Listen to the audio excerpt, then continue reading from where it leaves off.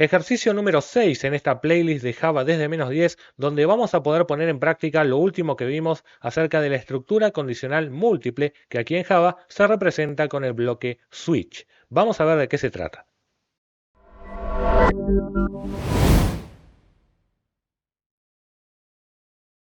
Recordá que en la descripción del video te dejo el enlace a este documento donde vas a encontrar cuáles son los conceptos que vamos a aplicar, así podés verlos antes de entender lo que hagamos a continuación. Después vas a encontrar también la solución que voy a producir en Java, la vas a poder descargar de este enlace y también, claro, podés ver el video que ahora mismo estás observando, pero también te dejo el link por allí. Bien, nos concentramos ahora sí en ver qué nos dice el enunciado. El enunciado nos dice que tenemos que desarrollar un algoritmo que permite ingresar dos números enteros y un símbolo que indique una operación matemática a realizar con ellos. Vamos, una simple calculadora. Lo que tenemos entonces que notar es que los símbolos son algunos de estos: el más para sumar, el menos ahí para restar, la X para multiplicar. Vos te preguntarás por qué no usamos el asterisco como en Java. Bueno, porque en Java yo tengo que usar los operadores que correspondan, pero yo al usuario, por supuesto, le puedo pedir lo que yo quiera. Pueden ser símbolos como estos, letras o lo que vos decidas. Bueno, esta vez decidí que poner la X y la barra para dividir. La computadora desde ya, asimilando lo que puso el usuario, tiene que poder mostrar cuál fue el resultado de la operación. Vamos a ver cómo se lleva a cabo esto en Java. Si venís siguiendo el hilo de los videos de la playlist, creo que no tendrás problemas en comprender ya en este ejercicio número 6 lo que estamos haciendo aquí. Simplemente por las dudas repasamos que necesitamos de un objeto scanner para poder interpretar datos del usuario que vengan por consola. Además, ahí tenemos el import correspondiente. Hasta ahora tengo simplemente dos variables, num1 y num2, que estoy pudiendo cargar a través del usuario utilizando, claro, el input a través del método nextLine, que lo devuelve como cadena, y lo tengo entonces que convertir a entero. Si te perdiste el porqué de usar parseInt y no directamente métodos como nextInt, por ejemplo, te dejo esta sugerencia para que vayas a entender el problema que tiene aquello. Lo que nos falta ahora es leer el símbolo, el que representa la operación matemática. Vamos a detenernos allí. En este caso se espera ingresar un único símbolo. Si fuera una cadena de caracteres, entonces vos sabés que tenés a disposición el tipo de dato string para leer, por ejemplo, un nombre o lo que sea que conlleve varios caracteres. Pero en este caso, como es uno solo, vamos a aprovechar, según lo visto en el video anterior también, utilizar el tipo de dato char. De esta manera gastaremos menos memoria y además es más cercano a lo que queremos representar. ¿Cómo leemos un símbolo? Bueno, en primer lugar, vamos a indicarle al usuario lo que tiene que hacer. ¿Cómo hacemos para leer un símbolo, es decir, un carácter simple? Acordate que, como vimos en el video anterior, no es posible, no hay ningún método que se llame nextchar ni nada por el estilo. Por lo tanto, lo que podemos hacer es simplemente agarrar un método nextLine que lo devuelve todo como cadena, o sea que si el usuario en ese caso coloca algo que conlleve varios caracteres, van a ser interpretados. Pero a continuación nos vamos a quedar simplemente con el primer carácter. Colocaremos chart y pondremos ahí el índice, o sea, el número de carácter que nos interesa. Como empieza a contar de 0 y yo quiero justo el primero, pondré entonces el 0. Esto entonces me va a permitir leer un único símbolo en la consola, aunque el usuario coloque más. Vamos a capturar solo el primer carácter y ahora sí ya estamos listos para continuar. Ya estamos listos para seguir adelante, pero déjame mostrarte que simplemente agregué que tendría que colocar el usuario como tecla para que entienda qué representa cada símbolo y su respectiva operación. Esto desde ya es simplemente un detalle estético, desde ya que iba a andar de todas maneras, pero bueno, si el usuario pusiera por ejemplo 5 y después un 8, ahora va a tener a disposición la siguiente leyenda para saber qué símbolo representa cada operación. Yo podría, por ejemplo, ahora un más y esperaría que salga la suma. Bueno, eso todavía no está ocurriendo, tenemos que ver ahora qué hacemos para lograrlo.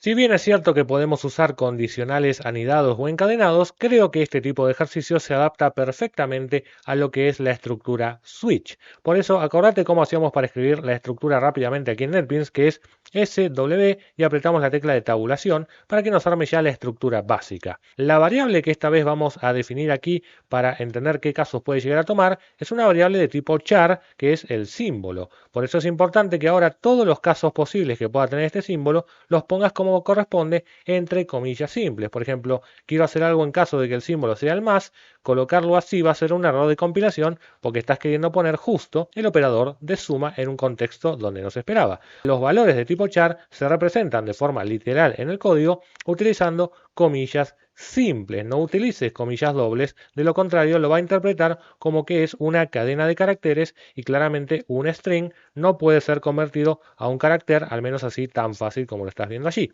Por lo tanto, mucho cuidado con estas cosas en Java porque, bueno, hacen la diferencia. En este caso, colocar una comilla simple.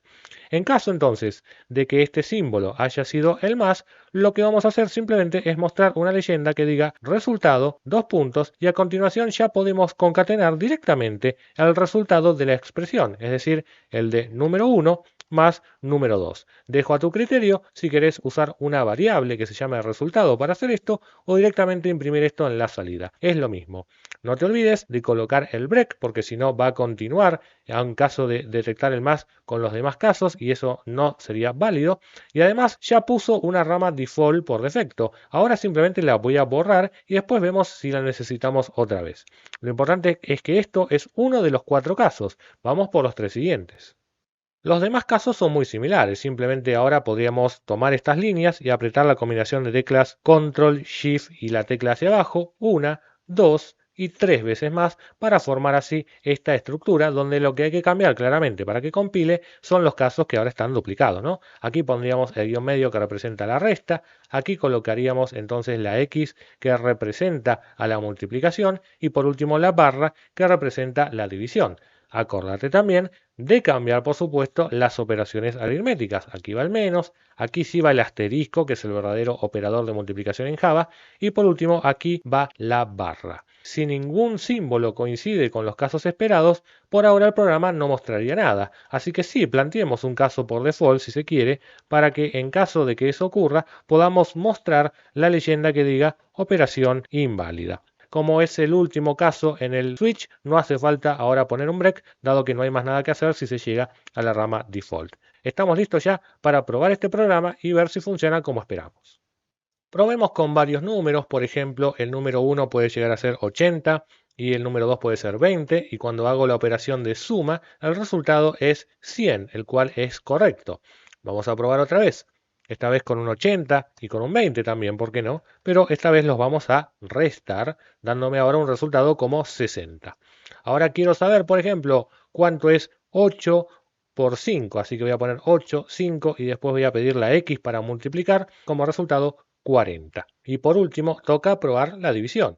Acordate que por ahora, si los números son enteros y no planteamos casting ni nada por el estilo, la división va a ser entera. Por lo tanto, si pongo, por ejemplo, 65 dividido, por ejemplo, 7, entonces el resultado es 9, cuando sabemos bien que 9 así a secas no es, tiene que ser 9, algo.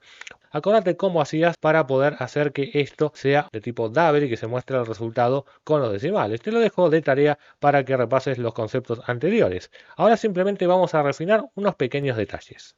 El primer detalle es qué sucede si yo quiero multiplicar, por ejemplo, a un número como el 7 y otro número como el 4, pero en lugar de usar la X minúscula que representa, como vemos ahí, cuál es el símbolo esperado para la multiplicación, coloco la X mayúscula, porque a veces puede pasar una ambigüedad. Entonces, ¿qué pasa? Me dice operación inválida, claro, porque no es un caso esperado. Para la máquina, claramente, una X minúscula no es lo mismo que una X mayúscula.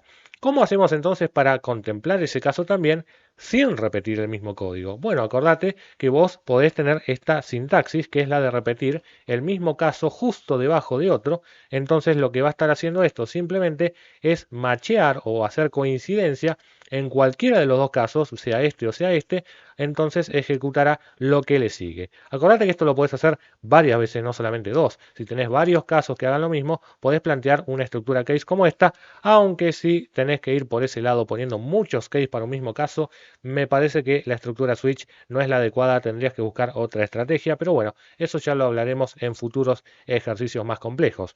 Lo importante es que ahora, simplemente por haber hecho esto, vamos a tener la capacidad de poder detectar que si yo quiero hacer, por ejemplo, 8 por 9 y coloco ahora la X mayúscula, entonces me lo va a tomar también como la X minúscula. Vamos a probarla por las dudas.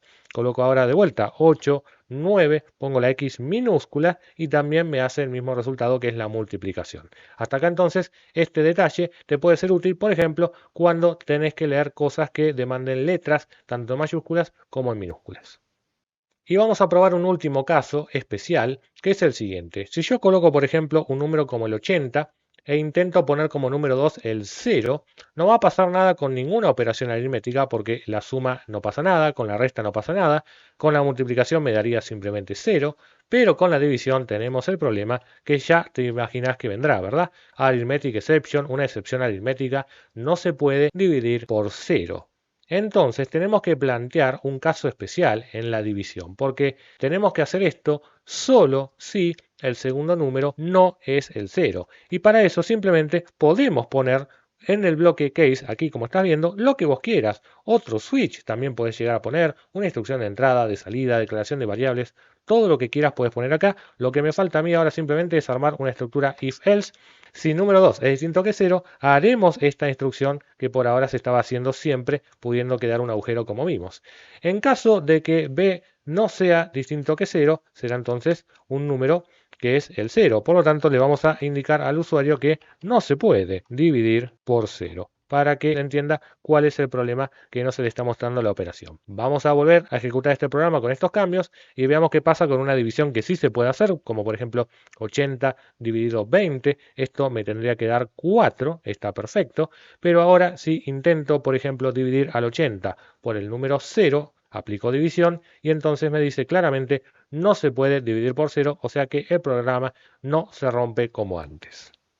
Por último, estarás notando que el NetBeans está marcando ahora una advertencia. Me dice, convertí este switch en un rule switch. Esta advertencia va a salirte si estás utilizando un JDK moderno, es decir, un JDK de la versión 12 en adelante. Si yo le hago caso a NetBeans, toco acá la lamparita y le digo sí, convertilo, vas a notar que ahora esto se puede reescribir con una sintaxis un poco más novedosa. Es una evolución del switch, pero ten en cuenta, como te digo, que la sintaxis que te mostré antes es, si se quiere, la más universal porque está desde las primeras versiones de Java y que son las que ocupan una gran cuota de mercado debido al código que todavía hay que mantener. Si te gustó este video, dale un like, deja tu comentario, compartilo, suscríbete al canal, activa la campanita y seguime en las redes sociales.